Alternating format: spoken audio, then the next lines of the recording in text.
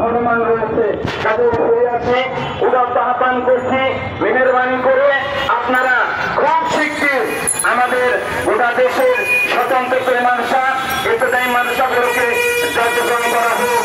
তাহলে আমাদের বাংলাদেশে মাদ্রাসায় লেখাপড়া করার প্রবণতা সৃষ্টি হবে, গার্জিয়ান মহলের আগ্রহ সৃষ্টি হবে, আমরা দেশে দেশে করে স্টুডেন্ট ভর্তি করাতে পারবো এবং সঠিকভাবে মান উন্নয়ন হবে। আমি এই নির্দেশন করে সকলের সুস্বাস্থ্য কামনা করে কামনা করে আমি আমার সংক্ষিপ্ত বক্তব্য এখানে শেষ করছি। আসসালামু আলাইকুম ওয়া রাহমাতুল্লাহি ওয়া বারাকাতুহু।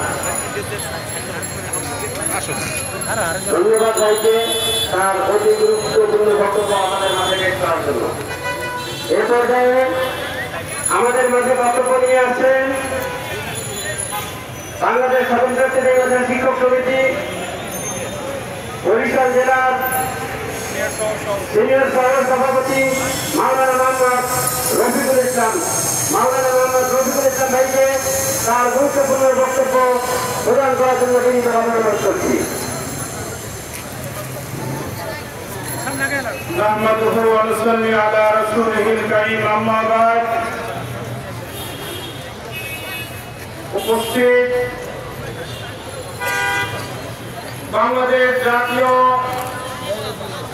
বাংলাদেশ স্বতন্ত্র ইবতেদায়ী মাদ্রাসার জাতীয়করণের দাবিতে আজকে অবস্থান ধর্মঘটের সম্মানিত সভাপতি, উপস্থিত শিক্ষক এবং শিক্ষিত ভাই বোনেরা, এখানে উপস্থিত রয়েছেন বিভিন্ন প্রিন্টিং মিডিয়ার সাংবাদিক বৃন্দ, ইলেকট্রিক মিডিয়ার সাংবাদিক বৃন্দ, আপনাদের কাছে সর্বপ্রথম কৃতজ্ঞতা।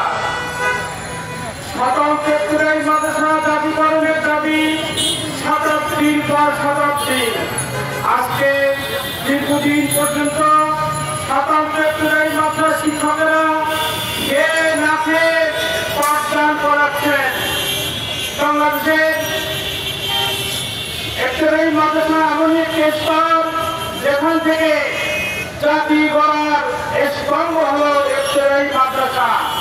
সুতরাং আজকে ইবতেদায়ী মাদ্রাসা শিক্ষকেরা রাস্তায়, আজকে ইবতেদায়ী মাদ্রাসা শিক্ষকেরা জাতীয় প্রতিষ্ঠানের সামনে, এটা কোনো সভ্য জাতির পরিচয় হতে পারে না। সুতরাং শিক্ষক ভাই বোনেরা, আপনাদের আজকের এই ন্যায্য দাবি আদায়ের জন্য যদি প্রয়োজন হয় বুকের তাজা রক্ত এই ঢাকার জমিনে ফেলতে হয়, সেক্ষেত্রে আমাদের কোনো কার্পণ্যতা থাকবে না, ঠিক কিনা? আজকে সমস্ত পৃথিবীতে এমন কোনো জাতি নাই যেখানে চাকরি আছে বেতন নাই, ঠিক কিনা? বাংলাদেশ স্বতন্ত্র ইবতেদায়ী মাদ্রাসা শিক্ষকেরা শতাব্দীর পর শতাব্দী তারা একটা বিশ্বাস, একটা চিন্তা, একটা জীবন তারা লালন করতেছে। বাংলাদেশকে একটি স্বনির্ভরশীল জাতি করার জন্য সর্বপ্রথম একটা ছেলেকে নৈতিক শিক্ষা দেওয়া, আর সেই নৈতিক শিক্ষা দেওয়ার প্রথম একাডেমিক শিক্ষাই হলো ইবতেদায়ী শাখা, ঠিক কিনা? সুতরাং আজকে এই মঞ্চে দীর্ঘদিন পর্যন্ত আমরা আসি, যেখানে আমাদের অনেক ভাই বোনেরা যেখানে আগে তারা আসতেন, আজকে তারা দুনিয়ায় বেঁচে নেয়। তারা তাদের অনেক দুঃখ মনে নিয়েই তারা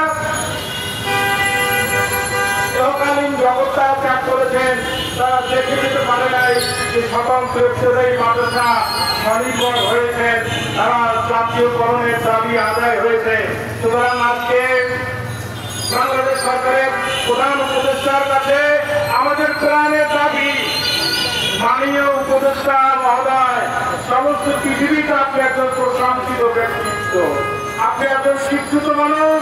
সুতরাং আপনি দেখেন বাংলাদেশের টেকনাফ থেকে চকুলিয়া, রূপসা থেকে পাথুরিয়া, সমস্ত এরিয়ার মানুষ শিক্ষকরা আসছে প্রেস ক্লাবের সামনে, মাননীয় প্রধান উপদেষ্টা আমাদের পেটে ভাত নাই।